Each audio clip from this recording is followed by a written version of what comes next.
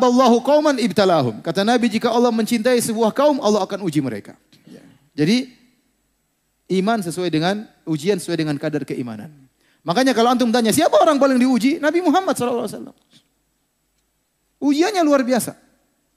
Saya ceritakan sebagian ujian Nabi SAW. Biar antum tahu bahwasanya masuk surga tidak semudah yang dibayangkan. Perlu perjuangan. Nabi SAW lahir dalam kondisi yatim. Sudah enggak punya bapak. Kemudian dia dipelihara di Taif bersama ibu susuannya. Kemudian diambil lagi oleh ibunya. Pisah dari ibunya. Kemudian baru tinggal sama ibunya. Ya, sampai dia berumur 6 tahun. Waktu dia umur 6 tahun, ya lagi sayang-sayangnya kepada ibunya. Dia baru bertemu dengan ibunya 2 tahun. Karena dia tinggal di Taif sampai 4 tahun. Rasulullah SAW 2 tahun mau diambil sama ibunya. Halimah Sa'diyah melarang, jangan. Karena waktu Nabi bersama dia banyak keberkahan. Hanya ditahan sampai 4 tahun. Setelah 4 tahun baru diambil oleh ibunya. Kemudian ditinggal bersama ibunya. Lagi dia sayang-sayang sama ibunya. Suatu hari ibunya pergi ke kota Madinah. Mengunjungi kerabatnya. Kemudian pulang menuju kota Mekah. Di tengah perjalanan suatu tempat namanya Abwa. Ibunya meninggal di situ. Sakit kemudian meninggal dunia. Bayangkan si kecil Muhammad SAW. Melihat ibunya sakit sampai meninggal. Ini ujian luar biasa. Dan dia dalam kondisi sendiri.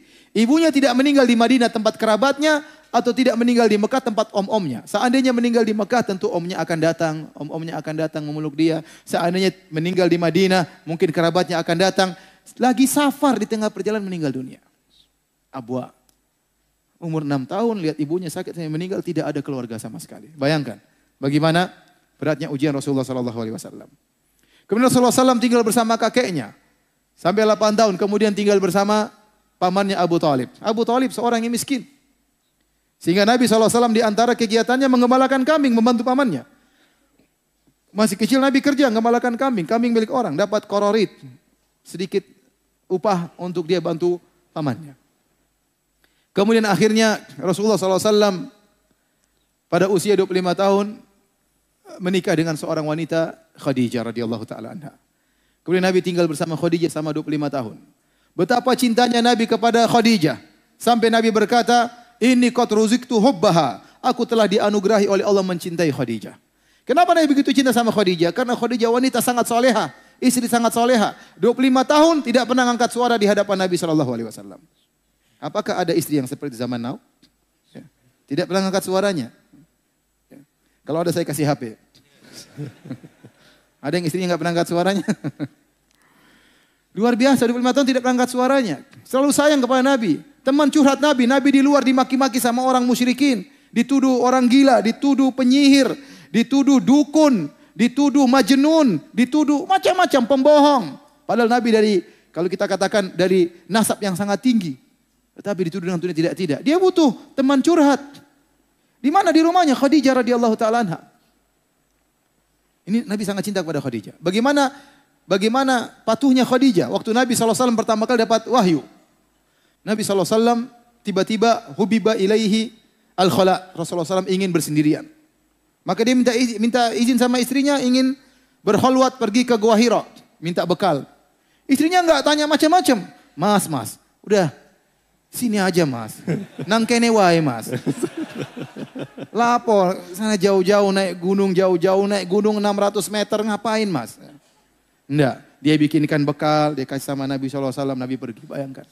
Nabi naik sampai di atas, Nabi berdiam sana berhari-hari, bekal habis, Nabi pulang lagi.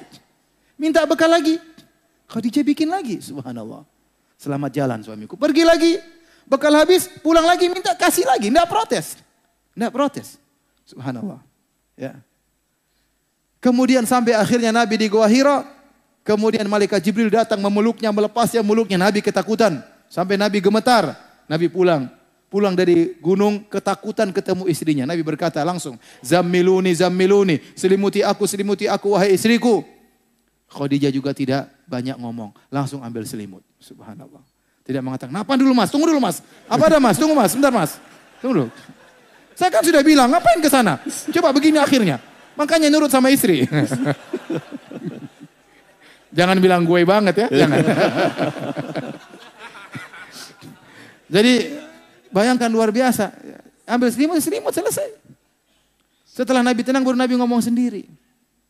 Laqad khasyitu ala nafsi. Teman curhatnya, tempat curhatnya. Aku khawatir suatu keburukan menimpa pada diriku. Apa Khadijah? Kata Khadijah, menenangkan suaminya.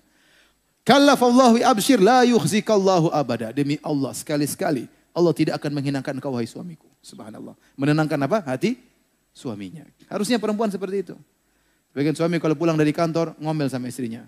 Itu istriku, sayangku. Itu teman di kantor yang kurang ajar. Siapa? Abu Fulan tuh kurang ajar banget. Dia sering nyakiti hati saya. Harusnya istrinya bilang, sabar mas. Istrinya bilang, iya istrinya juga sama itu mas. Diprovokasi. Jadi mau saya, ini saya ingin menggambarkan bagaimana cintanya Nabi kepada Khadijah. Di saat-saat dia lagi diintimidasi oleh orang musyrikin. Sekitar 3 tahun sebelum hijrah. Itu puncak-puncaknya. Kaum musyrikin mengintimidasi Nabi SAW. Keras terhadap sahabat. Di saat puncak-puncaknya Nabi sedang dalam kesulitan, istri yang dia cintai meninggal dunia. Bayangkan. Bagaimana Nabi begitu sedih. Sampai para ulama menamakan tahun tersebut dengan tahun kesedihan. Tidak lain karena Nabi SAW mengalami kesedihan istrinya meninggal. Kemudian tidak lama pamannya, Abu Talib yang selama ini membela dia juga meninggal dunia. Ini ujian Nabi SAW. Nabi SAW punya anak 7. 6 dari Khadijah, 1 dari Maria. Semuanya meninggal di zaman Nabi. Kecuali 1 Fatimah. Fatimah radhiyallahu anha meninggal 6 bulan setelah wafatnya Nabi SAW. Yang lainnya meninggal di zaman Nabi. Bayangkan seorang diuji dengan anaknya meninggal satu persatu. Kita ingin tahu ujian Nabi SAW. Ruqayyah meninggal, Ummu Kulsum meninggal, Zainab meninggal. Sebelumnya Abdullah Qasim anaknya laki-laki meninggal. Dan terakhir siapa? Ibrahim. Ibrahim masih kecil. Ya, Nabi sangat sayang karena Nabi sudah tidak punya anak laki-laki, tahu-tahu lahir Ibrahim. Nabi sangat sayang kepada Ibrahim. Meninggal waktu masih belum umur 2 tahun. Di pangkuan Nabi SAW. Dia sakit, menggeliat kesakitan, wafat di hadapan Nabi SAW. Bayangkan, di pangkuan Nabi. Sampai Nabi SAW menangis. Nabi berkata, innal qalba la yahzan. Sungguh hati ini sangat bersedih. Wa innal aina la tadma. Dan sungguh mata ini mengeluarkan air mata. Wala naqulu illa bima yurdi rabbana. Namun kami tidak mengucapkan kata-kata kecuali yang mendatangkan keridhaan Rabb kami.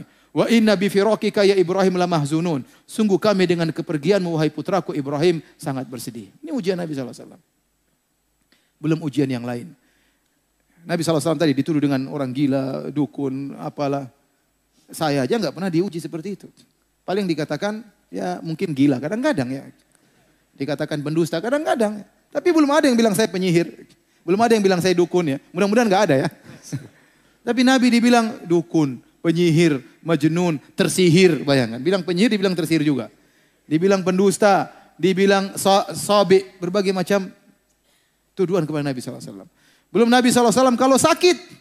Sakitnya panas 2 kali lipat. Makanya waktu Nabi SAW sakit akan meninggal dunia. Sebagian sahabat menyenguk Nabi SAW. Ternyata selimut sudah diletakkan di atas Nabi. Badan Nabi panasnya tembus sampai ke selimut. Sahabat pegang selimut panas sekali. Innaka latu aqwa'kan syadidan. Ya Rasulullah, sungguhnya engkau ditimpa dengan panas yang berat. Kata Nabi, benar. Kami para anbiya dikasih sakit 2 kali lipat daripada kalian. Kenapa bisa demikian? Karena pahala kami 2 kali lipat. Nabi kalau sakit panasnya luar biasa. Nabi pada tahun 7 Hijriah diracun sama seorang wanita Yahudiyah. Intinya ujian Nabi sangat banyak. Ya, berdakwah dilempar sampai di Taif. Bayangkan waktu Nabi berdakwah di Taif. Nabi waktu keluar dari Taif dihina oleh orang-orang Taif. Bagaimana menghinanya? Dihadirkan anak-anak kecil sama orang gila. Menyambut Nabi keluar dari Taif. Kemudian dilempari sama kerikil. Itu cara mereka menghinakan seseorang. Sementara Nabi adalah cucu dari penguasa kota Mekah. Cucunya Abdul Muttalib. Dihinakan seperti itu. Mereka tahu ini cucunya Abdul Muttalib. Nasabnya tinggi. Bukan diusir begitu saja. Bukan orang yang disuruh anak kecil sama orang gila ngelempar. Ini penghinaan kepada Nabi. Nabi berjalan. Nabi tatkala perang Uhud sampai terluka, sampai darahnya keluar dari pipinya, sampai giginya patah, sampai Fatimah radhiyallahu anha ingin mencuci darah dari pipi Nabi tidak berhenti-berhenti, sampai akhirnya ada suatu yang tumbuhan dibakar baru dimasukkan dalam lubang di pipi Nabi SAW baru berhenti darah. Jadi ujian sangat banyak ya. Ini menunjukkan bahwasanya seorang beriman semakin tinggi imannya, semakin banyak ujiannya. Makanya Imam Syafi'i rahimahullahu taala punya satu syair yang menunjukkan dia banyak ujian. Meskipun dia tidak ungkapkan ujiannya apa. Tapi dia berkata dalam syairnya, mihanuz zamani kathiratun la tanqadi wa sururuhu ya'tika kal a'yadi. Sungguhnya ujian kehidupan zaman ini datang begitu banyak silih berganti, tidak berhenti-berhenti. Adapun kesenangan kesenangan datang sesekali seperti hari raya. Hari raya cuma sekali-sekali. Ini menunjukkan Imam Syafi'i diuji dengan ujian yang sangat banyak. Rahimahullahu ta'ala. Oleh karenanya para hadirin dan hadirin Allah Subhanahu wa taala, seorang ya beriman pasti diuji. Tidak mungkin dia tidak diuji, ya. Pasti diuji, ya. Dengan ujian yang Allah kehendaki bagi dia dalam rangka untuk mengangkat derajatnya atau dalam rangka untuk menghapuskan dosa-dosanya.